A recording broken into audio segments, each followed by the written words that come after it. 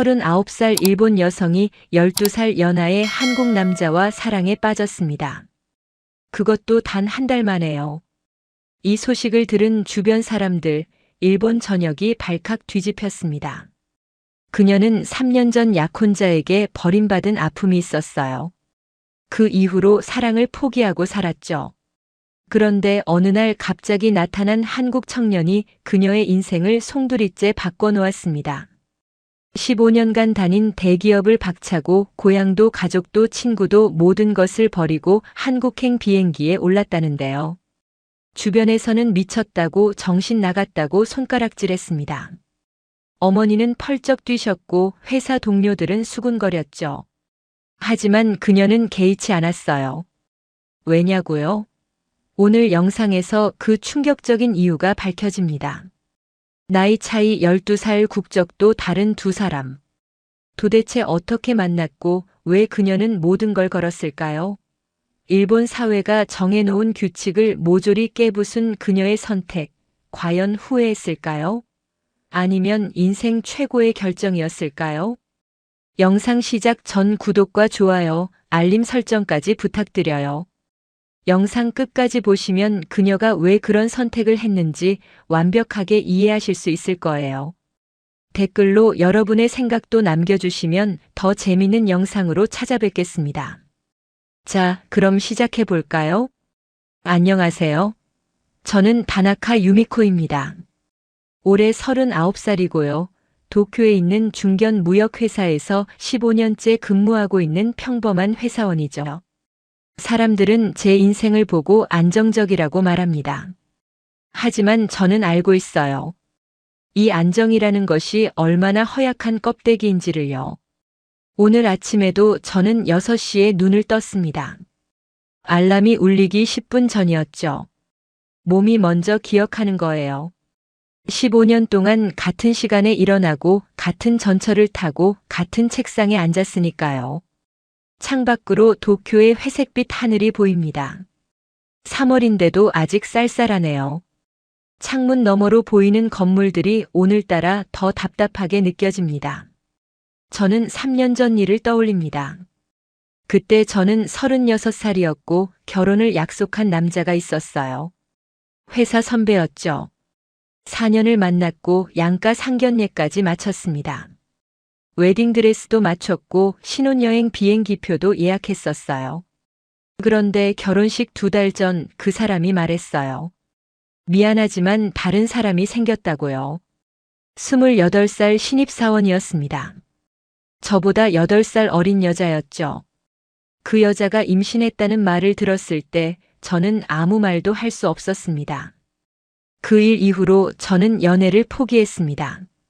아니, 포기했다기보다는 잊으려고 했던 것 같아요. 일에만 집중했고 승진도 했습니다. 과장이 됐죠. 부하 직원 5명을 관리하고 해외 바이어와 영어로 미팅하고 야근도 마다하지 않았어요. 하지만 밤마다 빈 원룸으로 돌아올 때면 허무함이 밀려왔어요. 이게 제 인생의 전부인가 싶었습니다. 냉장고에는 편의점 도시락만 쌓여가고 빨래는 일주일에 한 번 겨우 돌렸죠. 어머니는 올해 72이에요. 작년 가을에 위암 판정을 받으셨죠. 다행히 초기라 수술은 잘 됐지만 항암 치료 때문에 많이 쇠약해지셨습니다. 어머니는 저를 볼 때마다 한숨을 쉬십니다. 언제 손주를 안겨줄 거냐고요. 자기가 살아있을 때 내 결혼식을 보고 싶다고 눈물을 글썽이시죠. 오빠는 이미 애가 2이에요. 여동생도 작년에 첫째를 낳았고요. 저만 혼자입니다. 명절 때마다 친척들의 시선이 따갑죠. 39의 미혼이라는 건 일본 사회에서 일종의 낙인 같은 거예요. 결함이 있는 사람, 뭔가 문제가 있는 사람이라는 무언의 판정이죠. 그런 제 앞에 그 사람이 나타났습니다. 박재현, 27살. 한국에서 온 청년이에요. 제 대학 후배인 미카의 남동생 친구라고 했죠. 키가 180cm는 넘어 보였고 눈이 선했습니다. 워킹 홀리데이 비자로 일본에 왔는데 지낼 곳이 마땅치 않다고 했습니다. 미카가 저에게 부탁했어요. 한 달만 재워줄 수 있겠냐고요. 처음에는 당연히 거절했습니다. 39살 독신 여성의 집에 27살 외국인 남자가 들어온다고요? 말이 안 되잖아요. 회사에 알려지기라도 하면 어떻게 되겠어요? 과장이라는 직책에 흠이 생기면 저는 이 회사에서 더 이상 버틸 수 없어요. 이 나이에 스캔들이라니 상상만 해도 끔찍했죠. 그런데 미카가 사정을 설명했습니다. 재현이라는 청년이 원래 머물던 쉐어하우스에서 갑자기 쫓겨났대요. 집주인이 건물을 팔아버렸다나요. 비자는 석 달밖에 안 남았고 돈도 별로 없다고 했습니다. 한국에서 대학을 졸업하고 취업이 안 돼서 일본어를 배우러 왔는데 이대로 돌아가면 안 된다고 미카가 울먹였어요. 재현이는 한국에 돌아가도 갈 곳이 없대요. 부모님이 이혼하셨고 아버지는 연락이 끊겼고 어머니는 재혼하셨다고요. 저는 미카에게 빚이 있었습니다. 3년 전 약혼이 파기됐을 때 저를 붙잡아 준 게 미카였거든요. 제가 회사를 그만두려고 했을 때 밤새 저와 함께 술을 마시며 울어준 친구였죠. 옥상에 올라가려던 저를 말린 것도 미카였어요. 그런 미카의 부탁을 거절할 수가 없었어요. 그래서 조건을 달았습니다. 딱 한 달만이라고요. 그리고 절대 집 밖에서 이 사실을 말하지 말라고 했죠. 재현은 고개를 숙이며 감사하다고 했습니다. 한국어 억양이 섞인 어눌한 일본어였어요. 그 모습이 어딘가 불안해 보였습니다. 하지만 동시에 어딘가 순수해 보이기도 했죠. 그가 제 집에 들어온 첫날 밤 저는 잠을 이룰 수 없었어요. 거실 소파에서 자겠다는 그의 숨소리가 문 너머로 들렸거든요. 낯선 사람의 존재가 이렇게 크게 느껴질 줄 몰랐습니다. 심장이 이상하게 빨리 뛰었죠. 두려움인지 긴장인지 아니면 다른 무언가인지 알 수 없었어요. 새벽 3시가 넘어서야 겨우 눈을 붙였습니다. 다음 날 아침 저는 평소보다 30분 일찍 일어났습니다. 그와 마주치기 싫어서였죠. 하지만 부엌에 갔을 때 그는 이미 깨어 있었어요. 식탁 위에 밥과 된장국이 놓여 있었습니다. 자기가 아침을 준비했다고 쑥스러운 표정으로 말했죠. 한국식이라 입에 맞을지 모르겠다고요. 계란말이도 있었고 김치도 조금 있었어요. 언제 장을 봤는지 모르겠지만 정성이 느껴지는 상차림이었습니다. 저는 그 순간 이상한 감정을 느꼈습니다. 3년 만에 누군가가 저를 위해 아침을 차려준 거였어요. 약혼자였던 그 사람조차 한 번도 해주지 않은 일이었죠. 4년을 사귀면서 받아본 적 없는 대접을 어제 처음 만난 12살 연하의 외국인 청년에게 받고 있는 거예요. 된장국이 목구멍을 타고 내려갈 때 저는 갑자기 눈물이 날 것 같았습니다. 하지만 저는 그 감정을 애써 무시했어요. 이건 동정일 뿐이라고, 그냥 고마움일 뿐이라고 스스로에게 말했죠. 한 달만 버티면 된다고요. 그러면 다시 원래의 조용한 일상으로 돌아갈 수 있을 거라고 믿었습니다. 아무 일도 없었던 것처럼요. 그런데 그게 아니었어요. 3주가 지났을 때 저는 깨달았습니다. 제가 그의 존재에 익숙해지고 있다는 걸요. 아니, 익숙해지는 정도가 아니었어요. 그가 없는 집이 상상이 안 되기 시작한 거죠. 퇴근길에 무의식적으로 그가 좋아하는 과자를 사고 저녁 메뉴를 고를 때 그의 입맛을 먼저 생각하고 있었어요. 이건 분명 이상한 일이었습니다. 저는 39살이에요. 그는 27살이고요. 저는 일본인이고 그는 한국인이죠. 그의 비자는 이제 2달밖에 안 남았습니다. 이 관계가 어디로 갈 수 있겠어요? 아무 데도 갈 수 없잖아요. 그런데도 제 마음은 흔들리고 있었습니다. 제가 지금껏 믿어왔던 모든 규칙들이 조금씩 금이 가기 시작했어요. 이건 사랑이 아니에요. 아직은요. 하지만 무언가가 시작되고 있다는 건 저도 알고 있습니다. 그리고 그 시작이 저를 어디로 데려갈지 솔직히 두렵기도 하죠. 회사에서 돌아오는 전철 안에서 저는 창밖을 바라봅니다. 도쿄의 밤거리가 스쳐 지나가요. 수많은 불빛들 속에서 저와 비슷한 사람들이 각자의 자리로 돌아가고 있겠죠. 혼자 사는 원룸으로, 혼자 먹는 저녁 식탁으로요. 그런데 오늘 저는 조금 다릅니다. 집에 누군가가 기다리고 있다는 사실이 발걸음을 조금 빠르게 만들거든요. 재현이 제 집에 들어온 지 일주일이 지났습니다. 솔직히 말하면 이렇게 어색할 줄은 몰랐어요. 15년을 혼자 살아온 제게 누군가와 공간을 나눈다는 건 생각보다 훨씬 복잡한 일이었죠. 처음 며칠은 서로 유령처럼 지냈습니다. 저는 아침 7시에 출근하고 밤 9시에 퇴근해요. 재현은 낮에 아르바이트를 하고 저녁에는 일본어 학원에 다닌다고 했죠. 덕분에 마주치는 시간이 거의 없었어요. 아침에 잠깐, 밤에 잠깐. 그게 전부였습니다. 대화라고 해봤자 안녕하세요, 다녀오겠습니다 정도였죠. 그런데 문제는 사소한 것들에서 시작됐어요. 어느 날 퇴근하고 돌아왔더니 냉장고 안에 있던 제 요구르트가 없어져 있었습니다. 저는 매일 아침 그 요구르트를 먹어요. 10년 넘게 같은 브랜드만 고집해왔죠. 유통기한을 확인하고 정확히 5개씩 사두는 습관이 있었습니다. 그런데 하나가 사라진 거예요. 저는 아무 말도 하지 않았습니다. 어차피 요구르트 하나잖아요. 하지만 마음 한구석이 불편했어요. 이상하죠? 300엔짜리 요구르트 하나에 이렇게 신경이 쓰이다니요.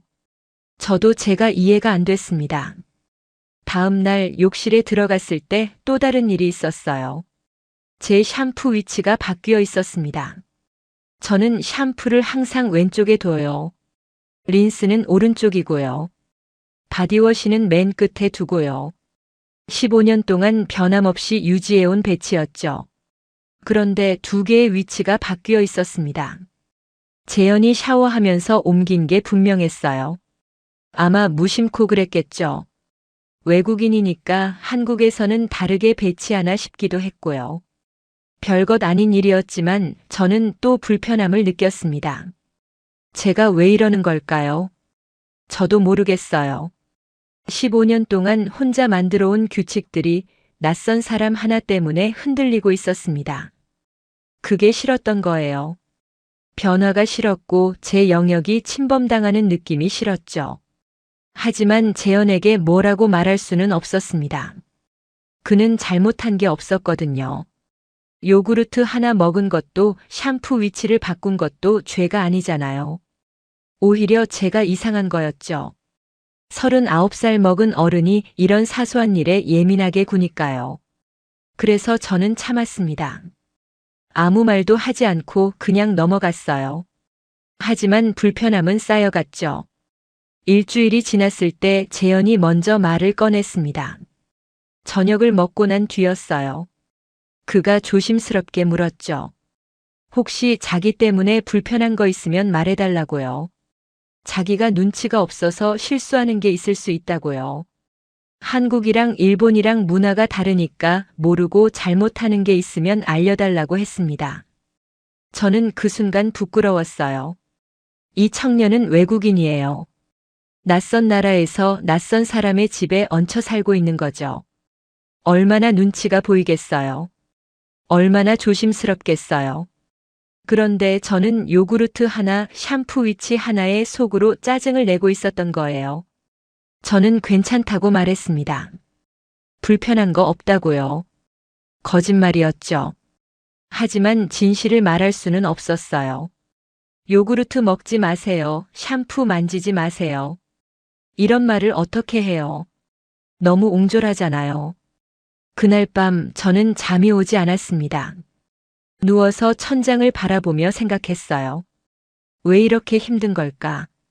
사람 하나 재워주는 게 왜 이렇게 어려운 걸까? 그리고 깨달았죠. 저는 너무 오래 혼자였던 거예요.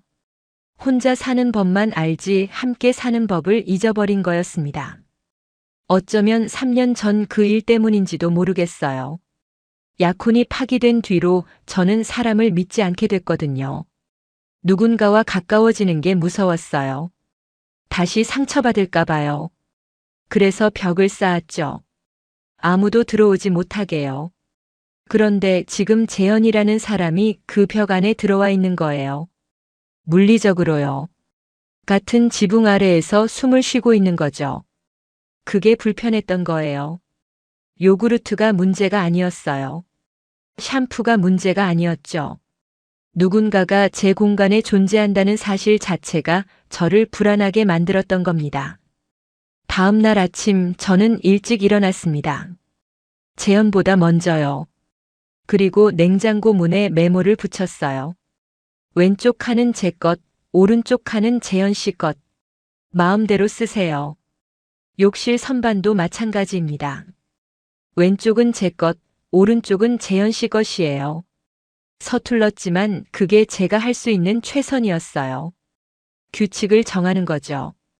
경계를 분명히 하는 거예요. 그래야 서로 편하지 않겠어요. 퇴근하고 돌아왔을 때 재현이 저녁을 준비해 놓고 있었습니다. 김치찌개였어요. 한국 음식이죠. 냄새가 맛있었어요. 그가 말했습니다. 메모 잘 봤다고요. 그리고 고맙다고요. 규칙이 있으니까 오히려 마음이 편하다고 했어요. 뭘 해도 되고 뭘 하면 안 되는지 명확하니까 눈치 안 봐도 된다고요. 저는 그 말을 듣고 마음이 좀 놓였습니다. 규칙이 필요했던 건 저만이 아니었구나 싶었어요. 이 어색한 동거 생활에 우리 둘 다 어떻게 해야 할지 모르고 있었던 거죠. 하지만 규칙만으로는 해결되지 않는 것들이 있었습니다.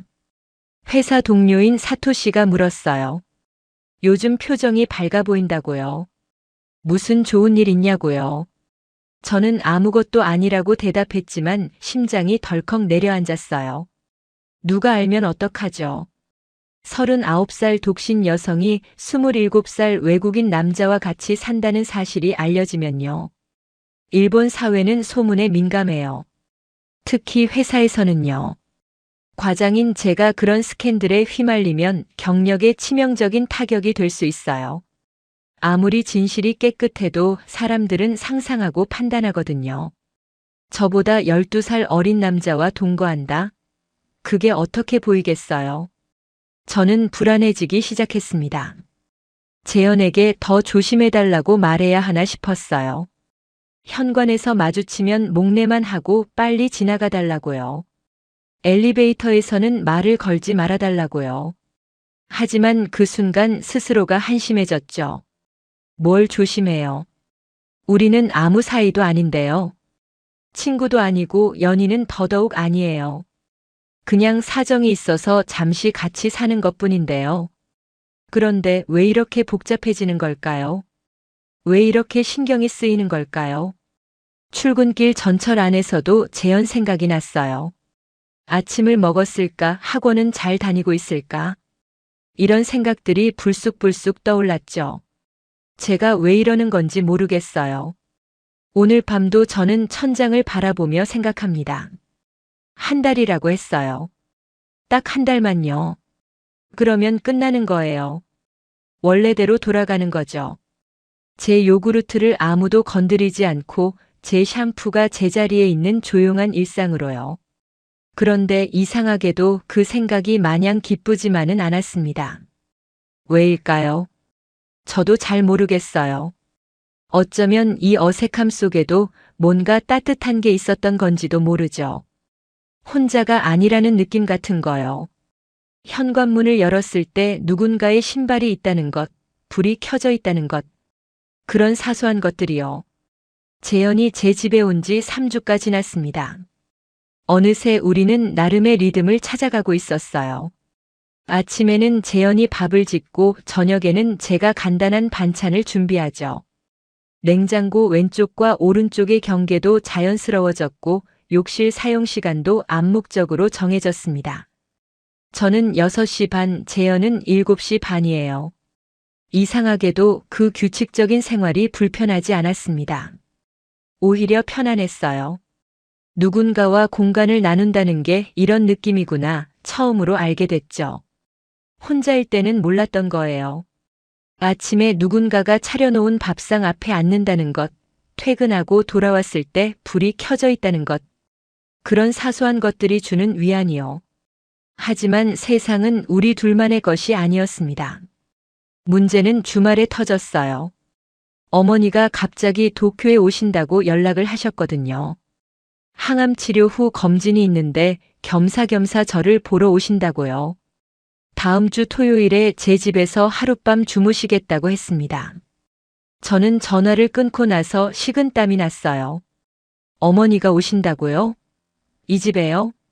재현이 있는 이 집에요? 그건 불가능했습니다. 어머니가 알게 되면 설명할 방법이 없었어요. 39살 딸이 27살 외국인 남자와 같이 산다고요? 그것도 한국인이랑요? 어머니 세대는 한국에 대한 편견이 있으세요. 역사적인 이유로요. 아무리 시대가 변했다고 해도 그 인식이 하루아침에 바뀌지는 않죠. 저는 재현에게 상황을 설명했습니다. 미안하지만 그 주말만 다른 데서 지낼 수 있겠냐고요. 만화방이나 캡슐 호텔이라도 괜찮겠냐고 물었죠.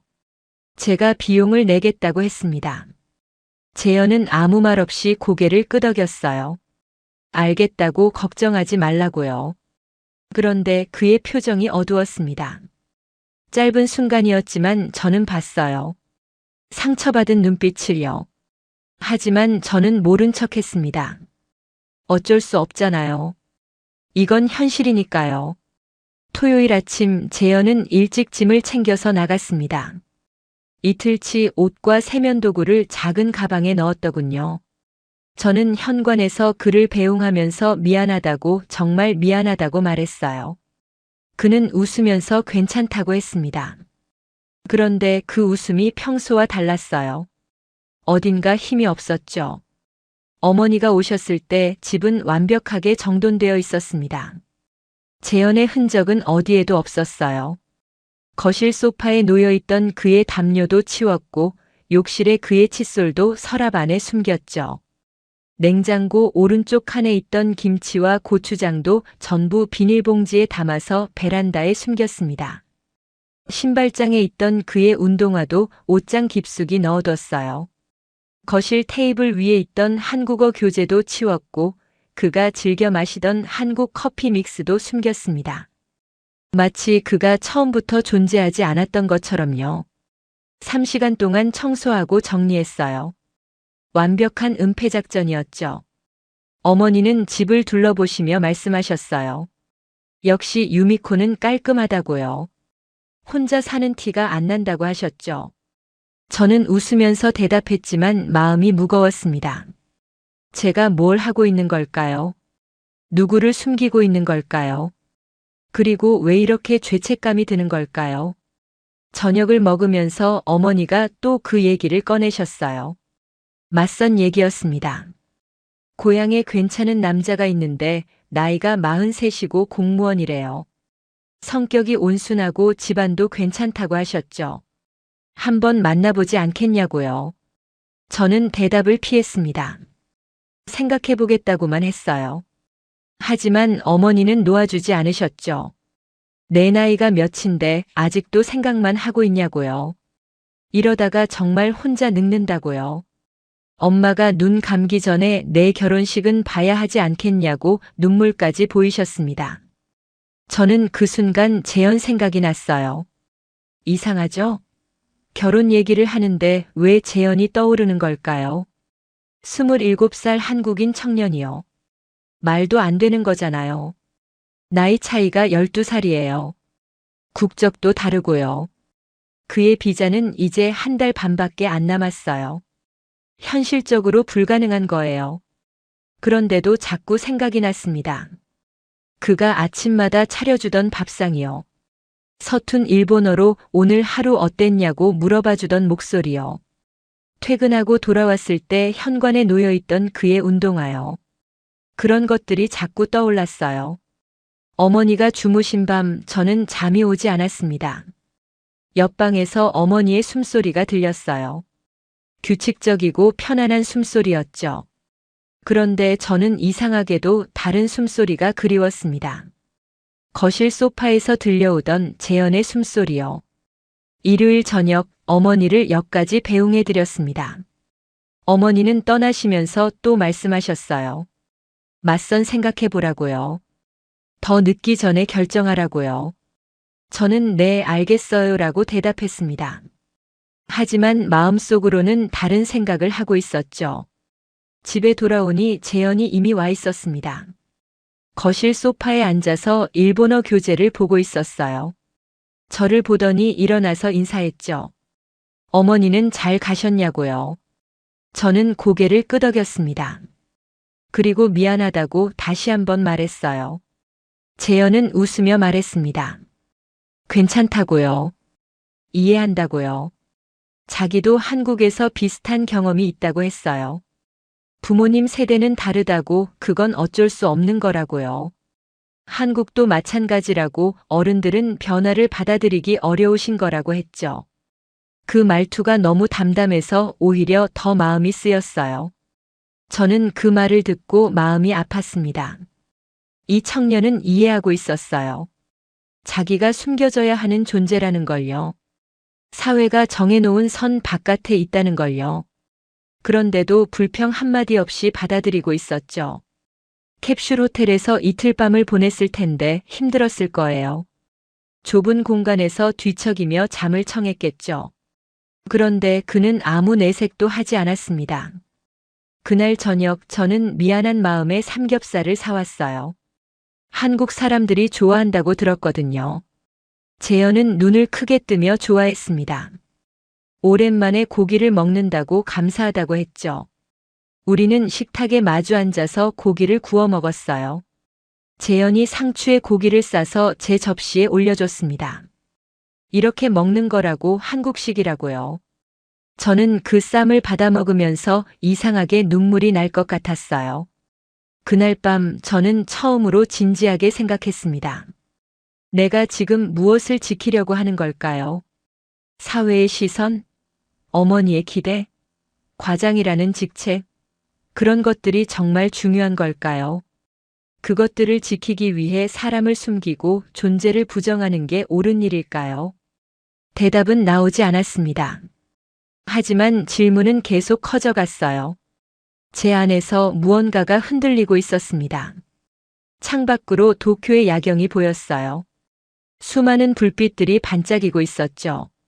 저 불빛들 아래에서 얼마나 많은 사람들이 저처럼 고민하고 있을까요? 사회가 정해놓은 길과 자기가 원하는 길 사이에서 갈등하고 있을까요? 재현의 잠든 얼굴을 바라보며 저는 한숨을 쉬었습니다. 답을 찾아야 해요. 시간이 얼마 남지 않았으니까요. 어느 날 회사에서 충격적인 소식을 들었습니다. 후배 사원인 야마다 씨가 퇴사한다는 거였어요. 이유는 결혼이었습니다. 상대가 외국인이래요. 브라질 출신의 남자와 사귀고 있었는데 회사에서 눈치를 줬다고 하더군요. 직접적으로 그만두라고 한 건 아니지만 승진 심사에서 불이익을 받았고 업무에서도 점점 배제됐대요. 중요한 프로젝트에서 빠졌고 회식 자리에서도 대놓고 무시당했다고요. 야마다 씨는 결국 선택을 해야 했습니다. 회사냐 사랑이냐. 그녀는 사랑을 택했어요. 10년 다닌 회사를 그만두고 브라질 남자와 결혼해서 상파울루로 떠난다고 했죠. 동료들은 수군거렸습니다. 바보 같은 선택이라고요. 안정적인 직장을 버리고 외국인 따라간다고요. 저는 그 말들을 들으면서 가슴이 답답해졌어요. 저는 그 얘기를 듣고 등골이 서늘해졌습니다.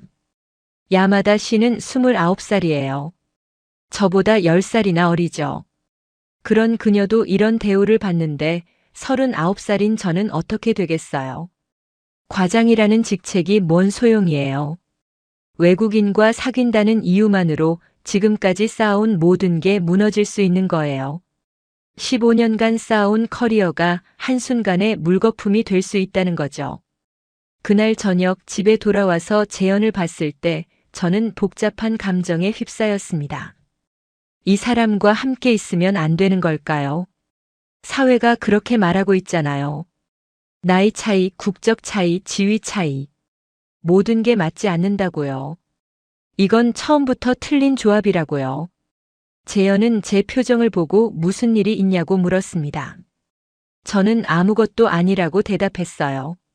하지만 그날 밤 저는 오래 생각했습니다. 이대로 가도 되는 걸까요? 한 달 뒤면 재현은 떠나요. 비자가 만료되니까요. 그러면 끝나는 거예요. 원래대로 돌아가는 거죠. 안전한 일상으로요. 그런데 왜 그 생각이 이렇게 슬플까요? 다음 날 점심시간에 미카를 만났습니다. 오랜만에 얼굴을 보고 싶다고 제가 먼저 연락했어요.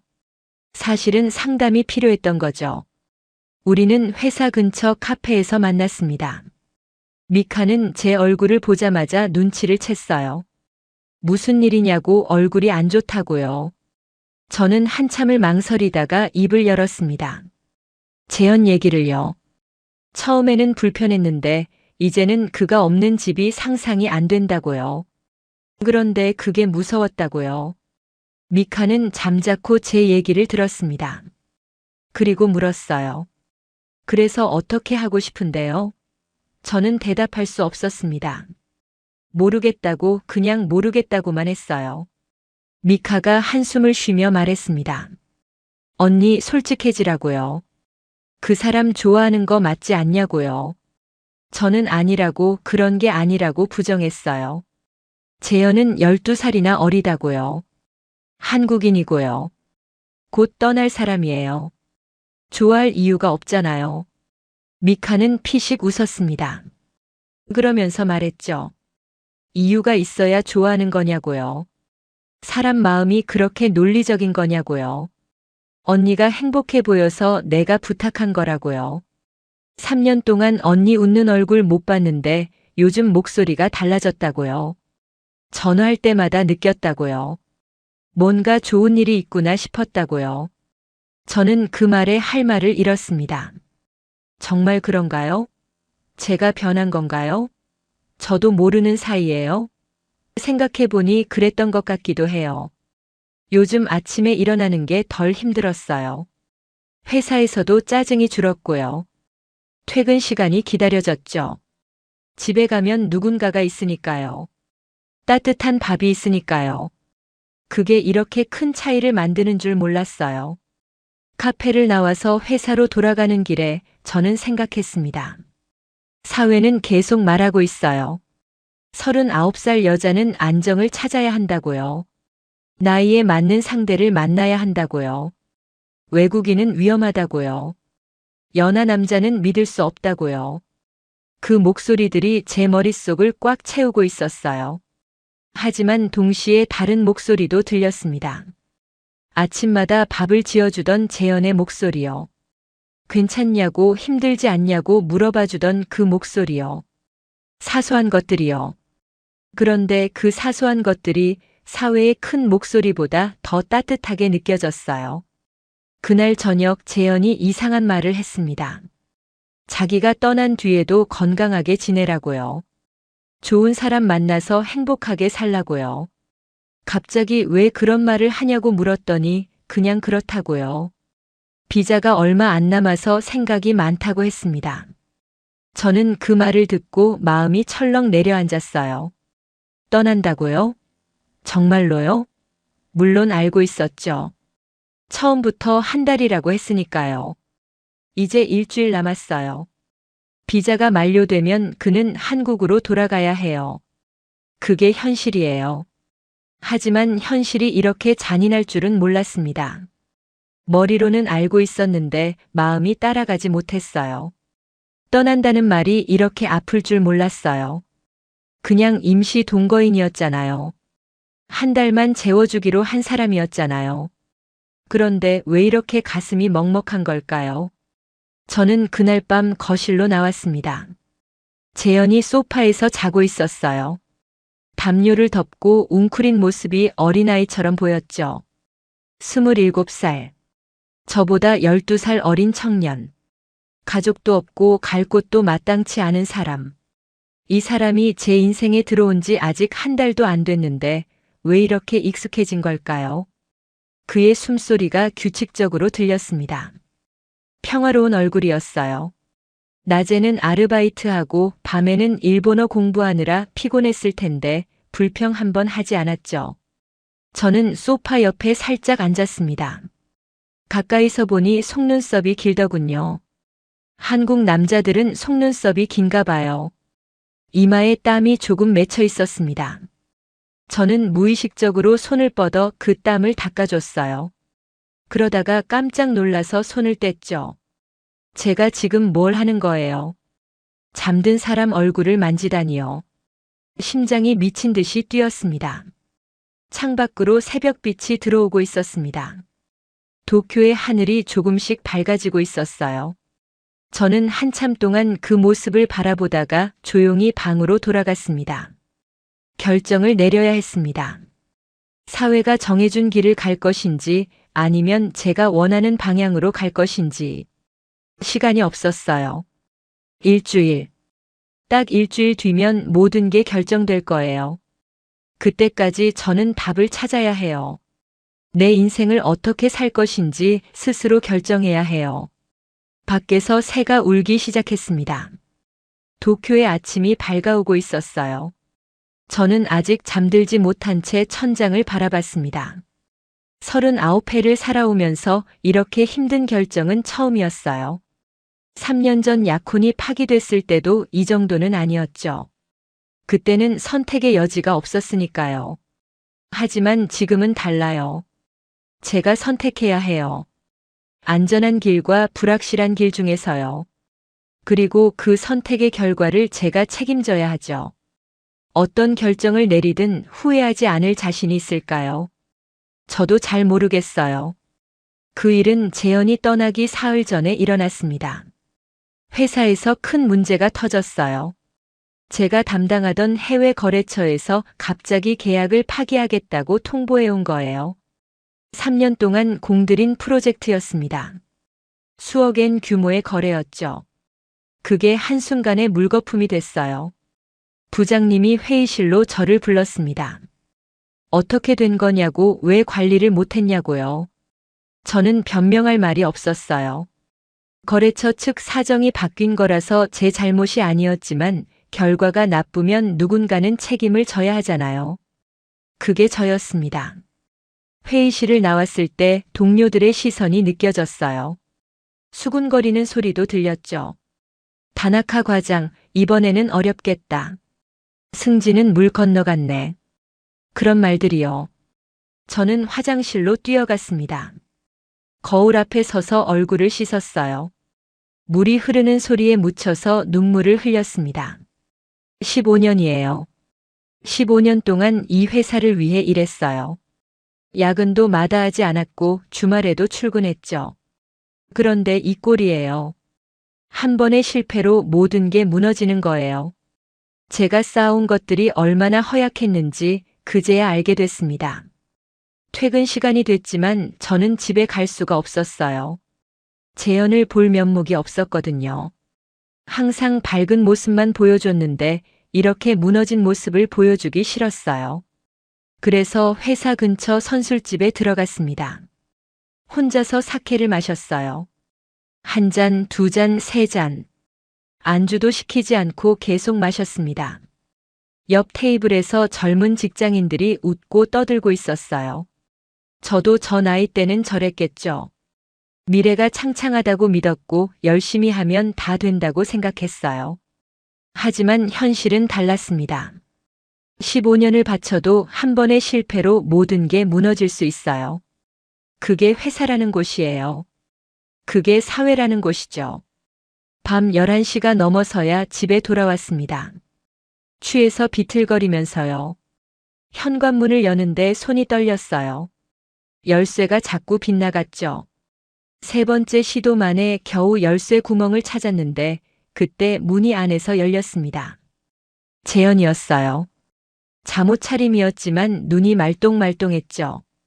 저를 기다리고 있었던 게 분명했습니다. 그는 제 얼굴을 보더니 아무 말도 하지 않았습니다. 그냥 제 팔을 잡고 안으로 데려갔어요. 소파에 앉히고 물을 한 잔 가져다 줬죠. 저는 그 물을 받아들고 멍하니 앉아 있었습니다. 아무 말도 할 수 없었어요. 재현이 부엌으로 갔습니다. 무언가를 준비하는 소리가 들렸어요. 냄비 끓는 소리, 그릇 부딪히는 소리. 10분쯤 지났을까요? 그가 식탁에 뭔가를 차려놓았습니다. 미역국이었어요. 저는 그 미역국을 보고 울음이 터졌습니다. 일본에서 미역국은 별로 특별한 음식이 아니에요. 그냥 국 중 하나죠. 하지만 한국에서는 다르다고 들었어요. 생일날 먹는 음식이라고요. 어머니가 아이를 낳고 먹는 음식이라고요. 위로와 사랑의 의미가 담긴 음식이라고요. 재현이 언제 이걸 배웠을까요? 아니면 본능적으로 알았던 걸까요? 힘들어 보이는 사람에게 미역국을 끓여주는 것. 그게 한국 사람들의 방식이라는 걸요. 재현은 아무 설명도 하지 않았습니다. 그냥 조용히 맞은편에 앉아서 제가 울음을 그칠 때까지 기다렸어요. 왜 우느냐고 묻지도 않았고 괜찮다고 위로하지도 않았죠. 그냥 거기에 있어줬어요. 그게 전부였습니다. 그런데 그 침묵이 어떤 말보다 따뜻했어요. 억지로 위로하지 않는 것, 그게 진짜 배려라는 걸 처음 알았습니다.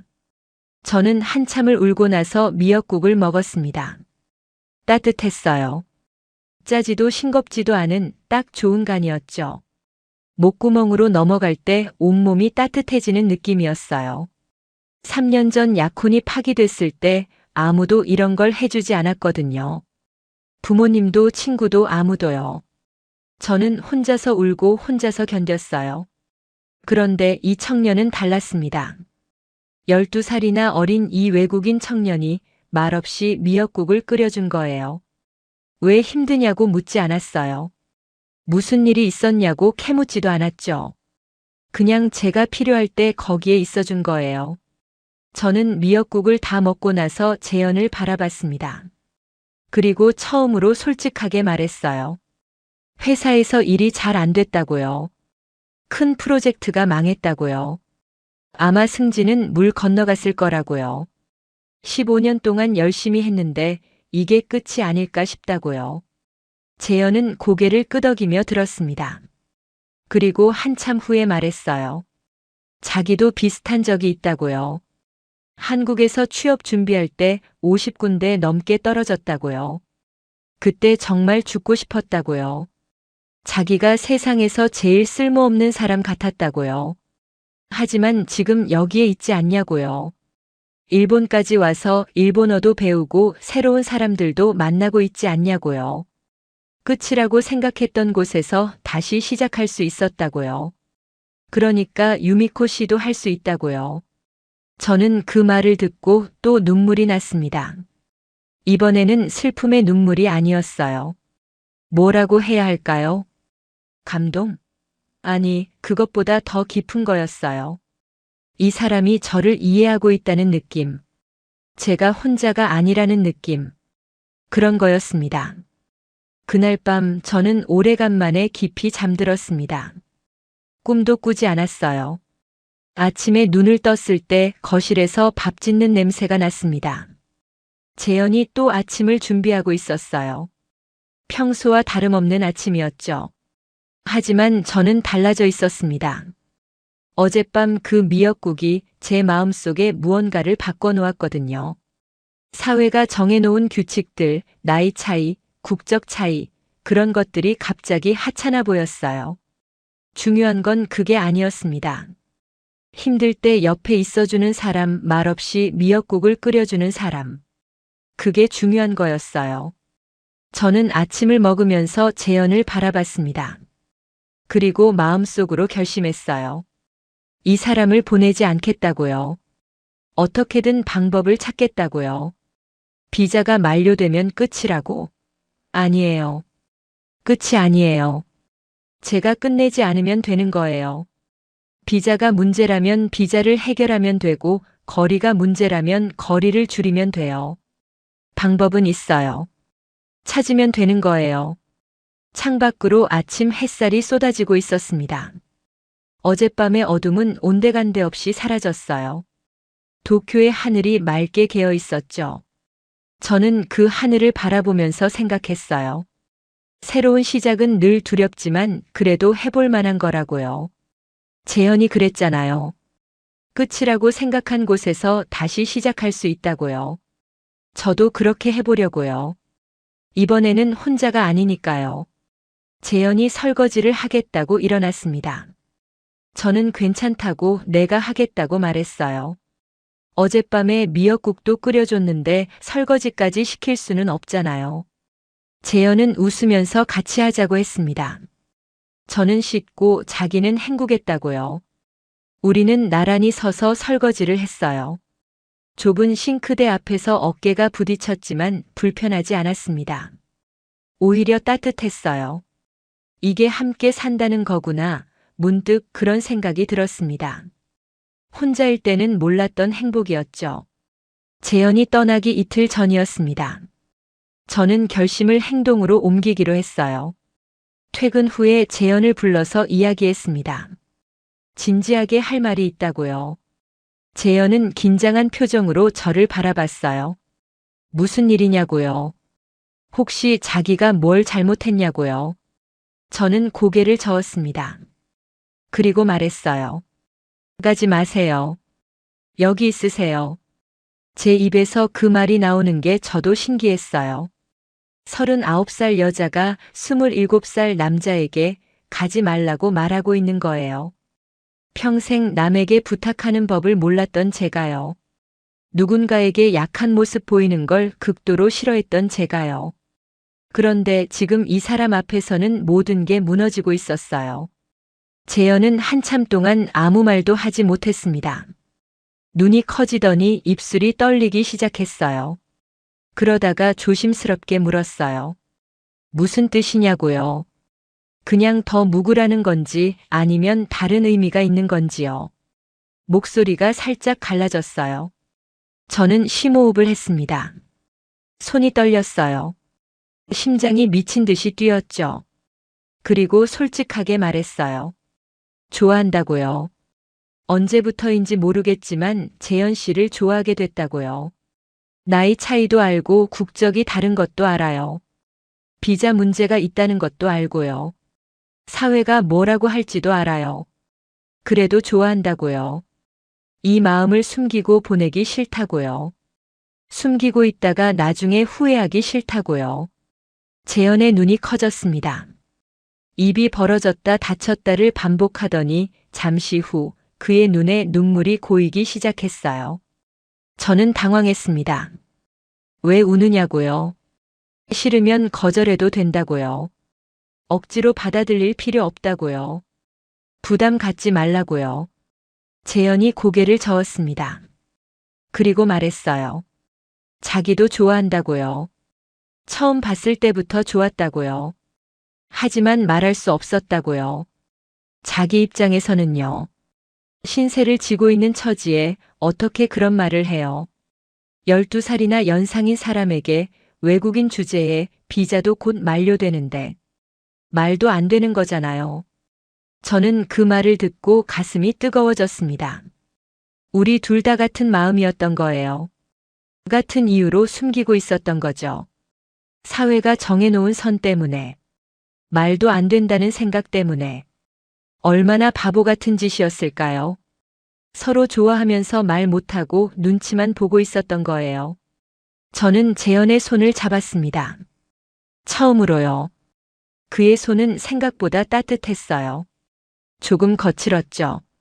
아르바이트 하면서 거칠어진 손이었을 거예요.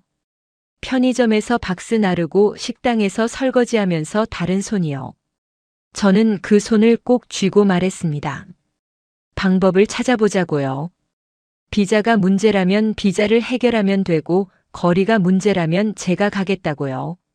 나이가 문제라면 그건 숫자일 뿐이라고요. 재현이 놀란 표정으로 물었습니다. 한국에 오겠다는 거냐고요. 저는 고개를 끄덕였어요. 왜 안 돼요? 15년 다닌 회사가 뭐 그리 대단하다고요. 어차피 이번 일로 승진도 물 건너갔고 분위기도 안 좋아요. 여기 있어봤자 뭐가 달라지겠어요. 그리고 솔직히 말하면 저는 지쳤어요. 일본 사회의 규칙에 맞춰 사는 게요. 혼자인 게 당연한 것처럼 행복하지 않은 게 정상인 것처럼 사는 게요. 그날 밤 우리는 오래 이야기했습니다. 처음으로 서로의 과거를 솔직하게 나눴어요. 따뜻한 차를 마시며 소파에 나란히 앉아서요. 재현은 한국에서의 힘들었던 시간들을 말해줬습니다. 부모님 이혼 후 방황했던 시절, 친구들과 어울려 술만 마시던 때, 취업에 계속 실패하면서 자존감이 바닥까지 떨어졌던 때, 일본에 오기로 결심한 이유. 모든 걸 솔직하게요. 한국에서 도망치듯 떠났다고 했어요. 그래서 돌아갈 곳이 없다고 느꼈다고요. 저도 말했습니다. 3년 전 약혼 파기 사건이요. 그때 얼마나 힘들었는지 옥상에 올라가려고 했던 날. 미카가 말려준 이야기, 그 후로 사람을 믿지 못하게 된 것, 벽을 쌓고 혼자 살아온 것. 누구에게도 말한 적 없는 이야기들이었어요. 말하면서 울었어요. 3년 동안 참아왔던 눈물이 한꺼번에 쏟아졌죠. 재현은 조용히 듣고 있었습니다. 판단하지 않았어요. 충고하지도 않았고요. 그냥 제 이야기를 끝까지 들어줬습니다. 그게 얼마나 큰 위로인지 몰라요. 누군가가 내 어두운 면을 알고도 도망가지 않는다는 것. 그게 사랑이 아니면 뭐겠어요. 새벽 2시가 넘어서야 우리는 이야기를 멈췄습니다. 재현이 저를 바라보며 말했어요. 정말 한국에 올 거냐고요. 쉬운 결정이 아니라고요. 일본에서 쌓아온 모든 걸 버리는 거라고요. 저는 고개를 끄덕였습니다. 버리는 게 아니라 새로 시작하는 거라고요. 재현 씨가 그랬잖아요. 끝이라고 생각한 곳에서 다시 시작할 수 있다고요. 저도 그렇게 하고 싶다고요. 재현이 웃었습니다. 처음 보는 환한 웃음이었어요. 그러면서 말했죠. 알겠다고요. 자기가 먼저 한국에 가서 준비하겠다고요. 집도 알아보고 일자리도 알아보겠다고요. 유미코 씨가 올 수 있게 환경을 만들어 놓겠다고요. 기다려달라고요. 저는 그 말을 듣고 가슴이 벅찼습니다. 이 사람은 진심이에요. 저를 위해 준비하겠다고 하는 거예요. 돈도 없고 갈 곳도 마땅치 않은 27살 청년이 저를 위해 길을 닦겠다고 하는 거죠. 일본에서 고생하면서 모은 적은 돈으로 한국에 가서 새 출발을 하겠다는 거예요. 그것도 저를 위해서요. 그날 밤 저는 오랜만에 미래를 상상했습니다. 한국에서의 새 삶이요.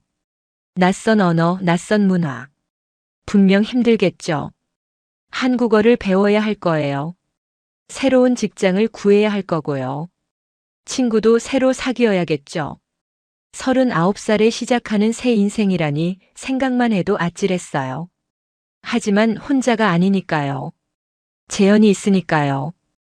그 생각만으로도 두렵지 않았어요.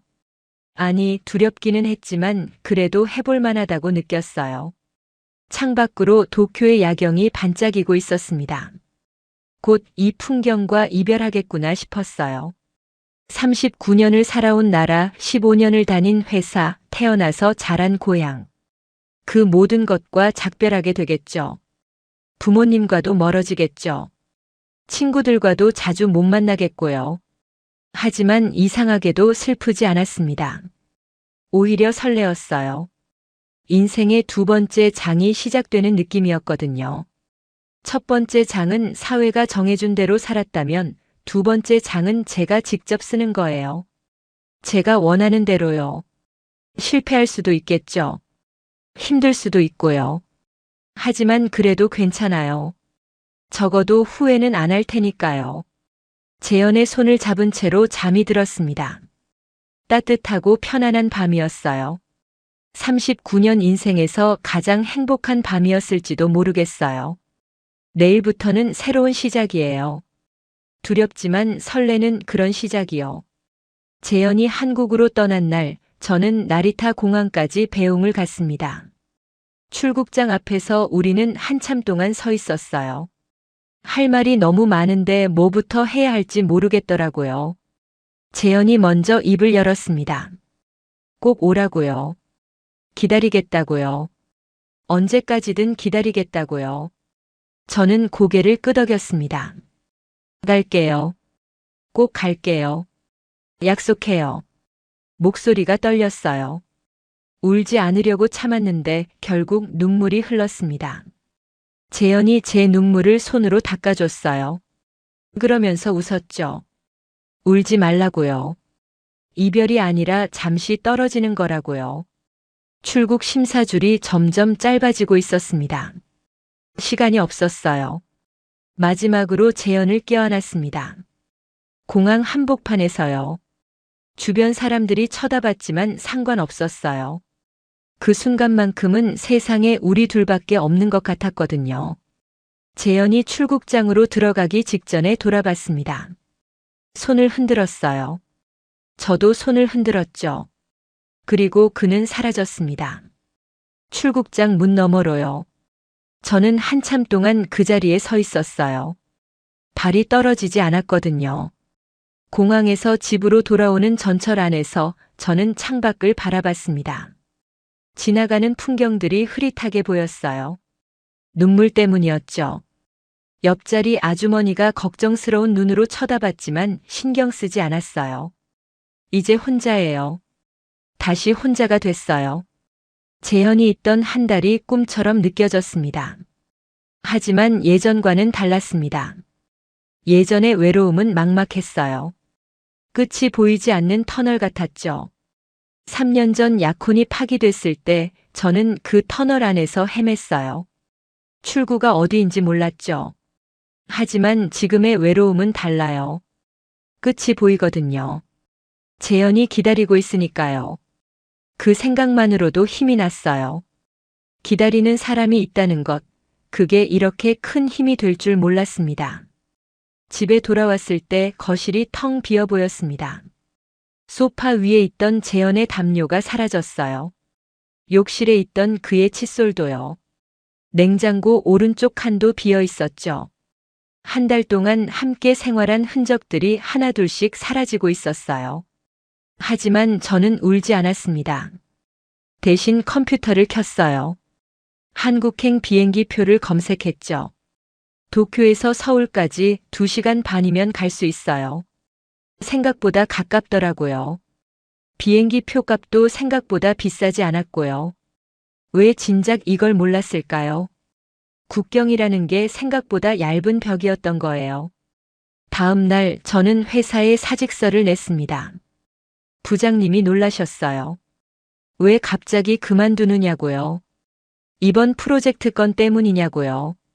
15년 동안 일했는데 이러면 안 된다고요. 생각 좀 더 해보라고요. 휴직이라도 하라고요. 저는 아니라고 했어요. 개인적인 사정이 생겼다고요. 한국으로 가게 됐다고요. 이미 결심한 거라고요. 되돌릴 생각이 없다고요. 부장님 표정이 묘했습니다. 한국이라고요? 왜요? 거기 가서 뭘 하려고요? 저는 대답하지 않았어요. 굳이 설명할 필요를 못 느꼈거든요. 사랑하는 사람이 있어서요 라고 말할 수도 있었지만 그러지 않았어요. 제 인생이니까요. 제가 결정할 문제니까요. 부장님이 뭐라고 하든 동료들이 뭐라고 하든 상관없었어요. 사직서가 수리되기까지 한 달이 걸렸습니다. 인수인계도 해야 했고 정리할 것도 많았거든요. 그 한 달 동안 재현과 매일 영상통화를 했어요. 시차가 없어서 좋았죠. 밤 10시에 통화하면 한국도 밤 10시니까요. 재현은 서울에서 열심히 준비하고 있었습니다. 작은 원룸을 구했다고 했어요. 월세가 저렴한 동네라고요. 방은 좁지만 깨끗하다고 했죠. 제가 올 때까지 더 좋은 집을 찾아보겠다고 했어요. 일자리도 알아보고 있다고요. 일본어를 할 줄 아니까 일본 회사 한국 지사에 지원해 볼 거라고요. 저는 그 이야기를 들으면서 마음이 따뜻해졌어요. 이 사람은 정말로 준비하고 있구나. 저를 위해 길을 닫고 있구나. 27살 청년이 할 수 있는 최선을 다하고 있구나. 그 진심이 느껴졌어요. 어머니에게도 말씀드렸습니다. 한국으로 간다고요. 처음에 어머니는 펄쩍 뛰셨어요. 미쳤냐고요. 왜 갑자기 한국이냐고요? 거기 아는 사람이라도 있냐고요? 저는 솔직하게 말했습니다. 좋아하는 사람이 있다고요. 한국 사람이라고요. 나이는 12살 어리다고요. 어머니는 한참 동안 말을 잃으셨어요. 그러다가 한숨을 쉬셨죠. 내가 행복하면 그게 중요한 거라고요. 엄마는 내 행복을 바란다고요. 뜻밖이었어요.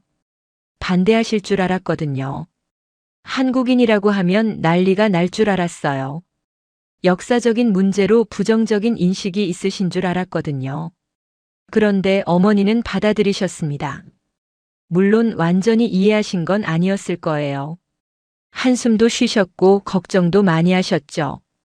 언어는 어떻게 할 거냐고, 일자리는 있냐고, 아프면 어떻게 하냐고요. 하지만 적어도 반대하지는 않으셨죠. 엄마도 늙어서 생각이 바뀌었다고 하셨어요. 내가 행복하면 그게 제일 중요한 거라고요. 그것만으로도 감사했어요. 미카에게도 말했습니다. 미카는 환하게 웃으며 말했어요. 잘 됐다고요. 드디어 결심했구나. 언니가 행복해 보여서 기쁘다고요. 재현이한테 잘하라고요. 좋은 애니까요. 내가 소개시켜준 보람이 있다고요. 저는 그 말에 눈물이 났습니다. 미카가 없었으면 재현을 만나지 못했을 테니까요. 운명이라는 게 있다면 미카가 그 운명의 연결고리였던 거예요. 미카에게 고맙다고, 정말 고맙다고 여러 번 말했어요. 퇴사하는 날 동료들이 작은 송별회를 해줬습니다. 다들 왜 갑자기 그만두느냐고, 한국에 왜 가느냐고 물었지만 저는 웃으며 대답을 피했어요. 언젠가 알게 되겠죠. 아니, 안 알아도 괜찮아요. 중요한 건 다른 사람의 시선이 아니니까요. 마지막 출근일 밤 텅 빈 사무실에서 저는 창밖을 바라봤습니다. 도쿄의 야경이 반짝이고 있었어요. 15년 동안 바라봤던 풍경이죠. 야근하며 수없이 봤던 야경이에요. 이제 이 풍경과 작별이에요. 조금 아쉽기도 했지만 후회는 없었어요. 책상 서랍을 정리하다가 오래된 사진 한 장을 발견했습니다. 입사 첫날 찍은 사진이었어요. 24살의 저였죠. 눈이 초롱초롱하고 미래에 대한 희망으로 가득 찬 얼굴이었어요. 그때의 저는 상상도 못했겠죠. 15년 후에 이 회사를 떠나 한국으로 갈 거라고는요. 사진을 가방에 넣었습니다. 버리지 않기로 했어요. 이것도 제 인생의 일부니까요. 새로운 풍경이 저를 기다리고 있으니까요. 서울의 야경이요. 재현과 함께 볼 야경이요. 어떤 모습일까요? 분명 도쿄와는 다르겠죠. 하지만 괜찮아요. 새로운 게 두렵지 않으니까요. 오히려 기대돼요. 재현이 어떤 집을 구했을지, 어떤 동네인지, 창밖으로는 무엇이 보일지. 그 모든 게 궁금했어요. 인천공항에 도착했을 때 심장이 터질 것 같았습니다. 도착 게이트를 나서자마자 재현이 보였어요. 손에 꽃다발을 들고 서 있었죠. 저를 발견하더니 환하게 웃었습니다. 저는 캐리어를 끌고 그에게 달려갔어요. 공항 한복판에서 껴안았습니다. 주변 사람들이 쳐다봤지만 상관없었어요. 한 달 만이에요. 겨우 한 달이었는데 1년처럼 길었거든요. 재현이 말했습니다. 어서 오라고요. 잘 왔다고요. 환영한다고요. 그 말 한마디에 눈물이 났어요. 진짜 왔구나. 진짜 한국에 왔구나. 꿈이 아니구나. 실감이 났습니다. 공항에서 서울로 가는 길 창밖으로 한국의 풍경이 펼쳐졌습니다. 도쿄와는 다른 풍경이었어요. 간판들이 전부 한글이고 도로 표지판도 한글이고 사람들이 하는 말도 한국어였죠. 낯설었어요. 하지만 재현이 옆에 있으니까 무섭지 않았습니다. 오히려 설레었어요. 재현이 구한 집은 서울 외곽의 작은 원룸이었습니다. 역에서 10분 거리라고 했어요. 경기도와 서울의 경계쯤 되는 동네였죠. 방은 좁았지만 깨끗했어요. 침대 하나, 책상 하나, 작은 옷장 하나. 그게 전부였지만 충분했습니다. 창문 밖으로 작은 공원이 보였어요. 아이들이 뛰어노는 모습이 보이더라고요. 평화로운 풍경이었습니다. 재현이 말했어요. 여기서 같이 살자고요. 좁지만 둘이 있으면 따뜻할 거라고요. 둘이 힘을 합치면 뭐든 할 수 있다고요. 돈을 모으면 나중에 더 좋은 집으로 이사 가자고요. 저는 그 말에 고개를 끄덕였습니다. 네, 같이 살아요. 같이 힘내요. 목소리가 떨렸어요. 39살의 새 인생을 시작하는 거예요. 낯선 나라에서 낯선 언어로요.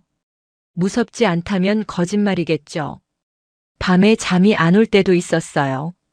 잘하고 있는 건지 올바른 선택인 건지 불안할 때도 있었고요. 하지만 재현이 옆에서 자고 있는 걸 보면 마음이 놓였어요. 혼자가 아니니까요. 할 수 있을 것 같았어요. 한국 생활은 쉽지 않았습니다. 한국어를 하나도 몰랐거든요. 편의점에서 물 하나 사는 것도 힘들었어요. 점원이 뭐라고 하는데 못 알아듣겠더라고요. 재현이 옆에서 통역해줬습니다. 포인트 적립하겠냐는 거라고요. 저는 쑥스러워서 고개만 저었어요. 하지만 조금씩 적응해 갔습니다. 한국어 학원에 등록했어요. 매일 3시간씩 공부했죠. 어려웠지만 재미있었어요. 새로운 걸 배운다는 건 언제나 설레는 일이니까요. 한 달 후에는 간단한 인사말을 할 수 있게 됐어요. 안녕하세요. 감사합니다. 맛있어요. 그 정도였지만 큰 성취감을 느꼈습니다. 일자리도 구했습니다. 일본 회사의 한국 지사였어요. 일본어가 가능한 직원이 필요하다고 해서 지원했죠. 면접에서 왜 한국에 왔냐고 물었을 때 저는 솔직하게 말했어요. 사랑하는 사람이 있어서요. 면접관이 웃더라고요. 좋은 이유라고 했어요. 그리고 합격했습니다. 월급은 도쿄에서보다 적었지만 상관없었어요. 재현과 함께니까요. 출퇴근 시간에 지하철을 타면 한글 안내방송이 나와요. 처음에는 하나도 못 알아들었는데 요즘은 조금씩 이해가 돼요. 성장하고 있다는 느낌이 들어서 뿌듯해요. 재현도 취직했습니다. 일본어 학원의 강사 자리였어요. 일본에서 배운 일본어가 도움이 됐죠. 학생들에게 일본어를 가르치면서 보람을 느낀다고 했어요. 한국에 돌아오길 잘했다고요. 도망치듯 떠났던 나라에서 이제는 당당하게 살고 있다고요. 매달 월급이 들어왔고 우리는 조금씩 저축을 시작했습니다. 언젠가 더 넓은 집으로 이사 가자고요. 언젠가 결혼하자고요. 아이도 낳자고요. 그런 이야기를 나누며 저녁을 먹었어요. 소박하지만 행복한 저녁이었죠. 어느 날 재현이 말했습니다. 고맙다고요. 자기를 믿어줘서 고맙다고요. 일본에서 만났을 때 자기는 아무것도 아닌 존재였다고요. 돈도 없고 집도 없고 미래도 불확실했다고요. 그런 자기를 받아들여줘서 함께 있어줘서 고맙다고요. 저는 고개를 저었어요. 아니라고요. 고마운 건 저라고요. 재현 씨가 나타나기 전까지 저는 죽은 것처럼 살고 있었다고요. 매일 똑같은 일상을 반복하면서 아무 희망 없이 살았다고요.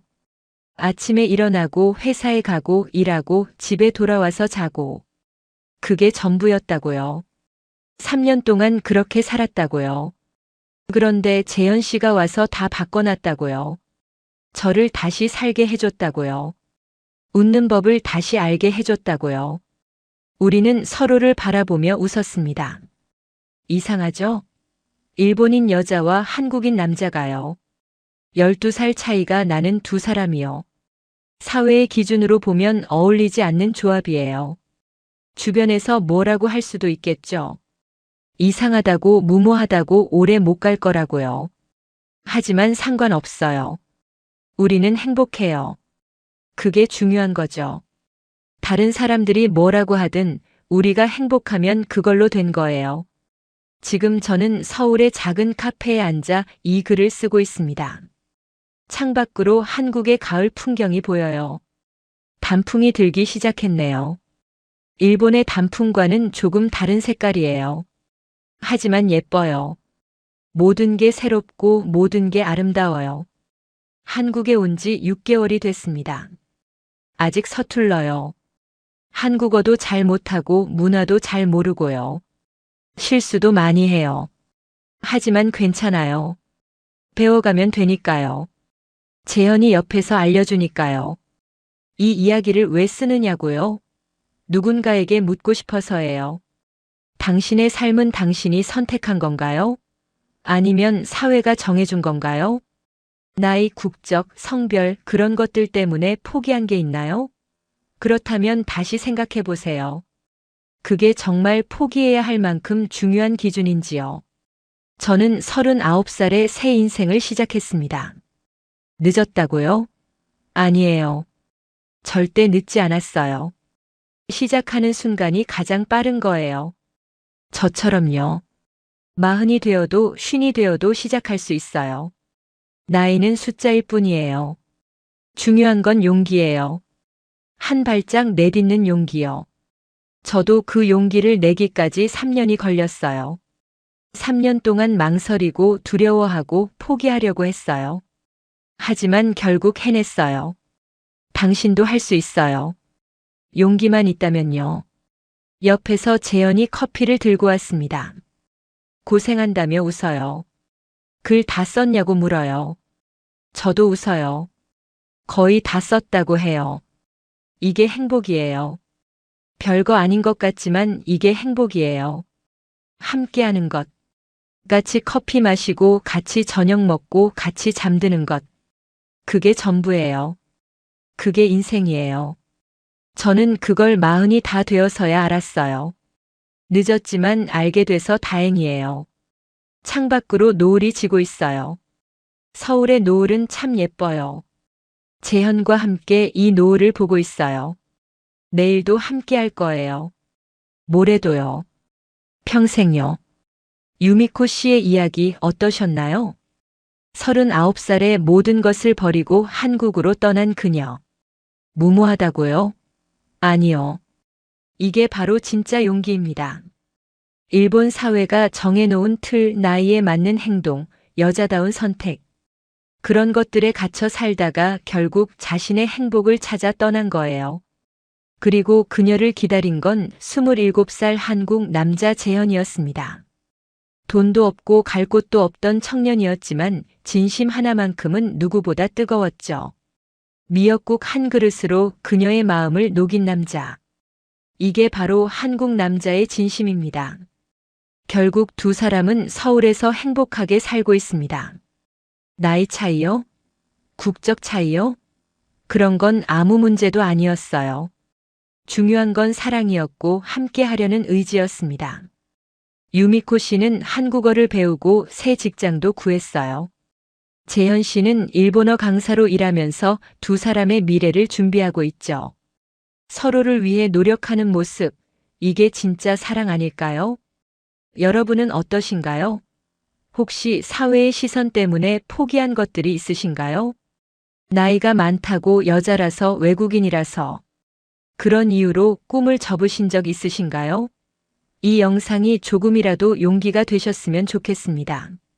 시작하기에 늦은 때는 없어요. 오늘 영상이 좋으셨다면 구독, 좋아요, 알림 설정 꼭 부탁드려요.